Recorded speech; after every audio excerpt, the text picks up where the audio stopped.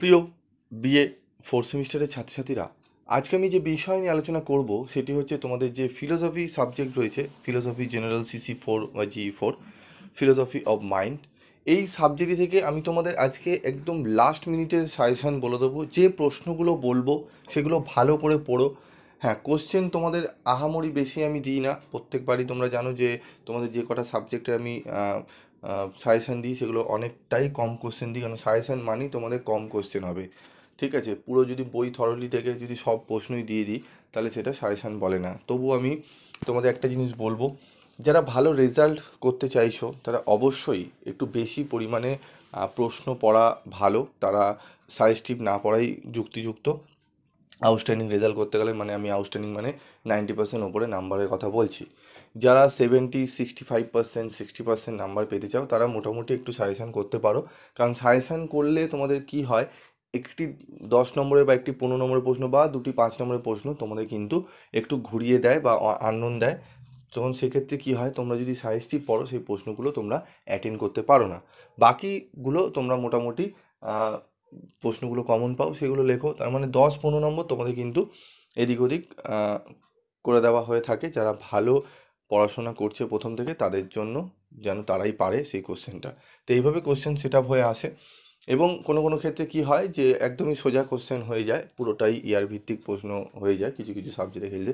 যেমন বিশেষ করে দেখবে পলিটিক্যাল সায়েন্সের ক্ষেত্রে, পলিটিক্যাল সায়েন্সের ক্ষেত্রে একদম তুমি যদি ইয়ার ভিত্তিক পড়ে যাও, ঠিক আছে, পলিটিক্যাল সায়েন্সে তোমার জেনারেলে যারা পড়ো তাদের ক্ষেত্রে টিচার না রাখলেও চলে। তোমরা যদি বই কিনে নাও ভালো এবং কোশ্চেন ইয়ারগুলো ফলো করো, তাহলেই দেখবে তোমরা কিন্তু কোশ্চেন অনেকটাই কমন পেয়ে গেছো। তো চলো আজকে ফিলোসফি যেহেতু সাবজেক্ট, এটি নিয়ে আলোচনা করি। গুরুত্বপূর্ণ প্রথমে আমি 5 নম্বরের প্রশ্নগুলো বলবো, তারপর বলবো গুরুত্বপূর্ণ 15 নম্বরের প্রশ্ন। তাই ভিডিওটি স্কিপ করবে না, স্কিপ না করে ভালো করে মনোযোগ সহকারে শুনবে। তো দেখো, গুরুত্বপূর্ণ 5 নম্বরের প্রশ্ন প্রথম হচ্ছে, ভ্রম প্রত্যক্ষ ও অমূল প্রত্যক্ষের মধ্যে পার্থক্য দেখাও। সংবেদন ও প্রত্যক্ষের মধ্যে পার্থক্য নির্দেশ করো। স্বাভাবিক এবং সাপেক্ষ প্রতিবর্ত ক্রিয়া উদাহরণসহ ব্যাখ্যা করো। সংবেদনের ধর্মগুলি কী কী সংক্ষেপে আলোচনা করো। বুদ্ধি ও জ্ঞানের পার্থক্য উল্লেখ করো। প্রত্যক্ষের বিভিন্ন স্তরগুলি আলোচনা করো। বিস্মৃতির যে কোনো দুটি মূল কারণ ব্যাখ্যা করো। মন ও চেতনা কি সমব্যাপক আলোচনা করো। বিশুদ্ধ সংবেদন কি সম্ভব ব্যাখ্যা করো। থর্নডাইকের শিখন সংক্রান্ত মূল 3টি সূত্র আলোচনা করো। অবচেতন স্তরের স্বরূপ আলোচনা করো।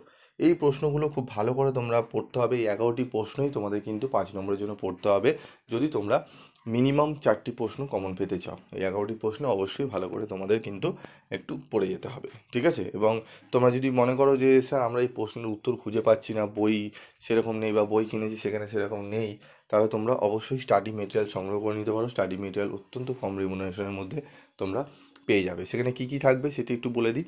5 নম্বরে এই প্রশ্নের উত্তরগুলো থাকবে, 15 নম্বরের সম্পূর্ণ প্রশ্ন উত্তর থাকবে, একদম টু দি পয়েন্ট অ্যান্সার, এবং তার সাথে থাকবে তোমাদের MCQ।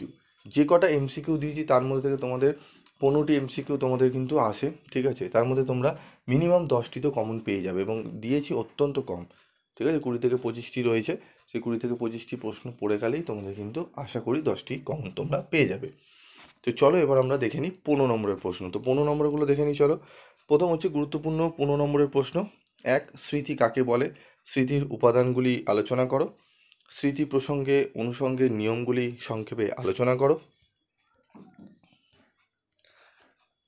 তারপর দেখো 2 নম্বর প্রশ্ন, মনের নিজ্ঞান বা অবচেতন স্তরের অস্তিত্ব সপক্ষে যুক্তি দাও। অস্তিত্বর অবচেতন ও নিজ্ঞান স্তরের পার্থক্য লেখো। বুদ্ধির সংজ্ঞা দাও। বুদ্ধি সম্পর্কে বিনেসিমো অভিজ্ঞাটি আলোচনা করো। বিস্মৃতি কাকে বলে? বিস্মৃতির কারণগুলি আলোচনা করো। এই প্রসঙ্গে বিস্মৃতির কোনো উপকারিতা আছে কি না ব্যাখ্যা করো। শিখন সংক্রান্ত প্যাভলভ এর তত্ত্বটি লেখো। এই তত্ত্বের গুরুত্ব বা শিক্ষাক্ষেত্রের গুরুত্ব কি তা আলোচনা করো, ঠিক আছে।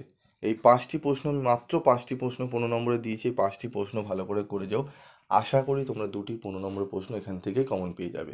মিনিমাম তো একটি পাবেই পাবে, একটি তোমরা পাবেই 15 নম্বরে, ঠিক আছে। যারা একদম সাজেস্টিভ, আমি অনেকটাই কম দিয়েছি কিন্তু 5টি 15 নম্বর দেওয়া মানে কতটা রিস্কের ব্যাপার তোমরা জানো না।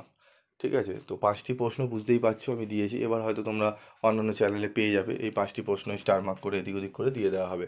এতদিন দেখবে তোমরা কোনো চ্যানেলে কিন্তু এই সাবজেক্টে সেরকম এই লেভেলের সাজেশান তোমরা কিন্তু পাওনি, যে 5টি 10টি প্রশ্ন দেওয়া হয়েছে তার মধ্যে থেকে কোশ্চেন গ্যারান্টি সহ কমন আসার বলছে। তো এগুলো পাওনি, দেওয়ার পর অনেকে হয়তো দেয়, সেগুলো তোমরা যদি ফলো করতে চাও ফলো করতে পারো। সেগুলো দেখলে আমার মেন উদ্দেশ্য হচ্ছে তোমরা যাতে কেউ সাপ্লি না পাও, যাতে ভালো মোটামুটি রেজাল্ট করে বেরিয়ে যাও। ঠিক আছে? কারণ সামনে আবার 5th সেমিস্টার আসছে। ঠিক আছে? তো 5th সেমিস্টারে বারবার বলছি একটু সতর্কতার সঙ্গে করবে। তোমরা যদি চাও যে প্রত্যেকে পাস করবে 5th সেমিস্টারে, তাহলে অবশ্যই পিভি স্টাডি ক্লাস চ্যানেলটি সাবস্ক্রাইব করে পাশে থাকা বেল আইকনে ক্লিক করে রেখে দিও, এবং তোমাদের কোন কী সাবজেক্ট লাগবে, স্টাডি মেটেরিয়াল লাগবে, আমাকে আগে থেকে জানিয়ে রাখবে। আমি নোট করে নিয়ে তোমাদের অবশ্যই সেই স্টাডি মেটেরিয়ালগুলো আমি তোমাদের দিয়ে দেবো, এবং যারা ক্লাস করতে চাও তারা যোগাযোগ করো। আমি চেষ্টা করব তোমাদের যে যে সাবজেক্টগুলো ক্লাস করানো হয় সেগুলো অবশ্যই তোমাদের করিয়ে দেওয়ার। ঠিক আছে? তো বোঝা গেল এই সাজেশানটি কী কী করতে হবে।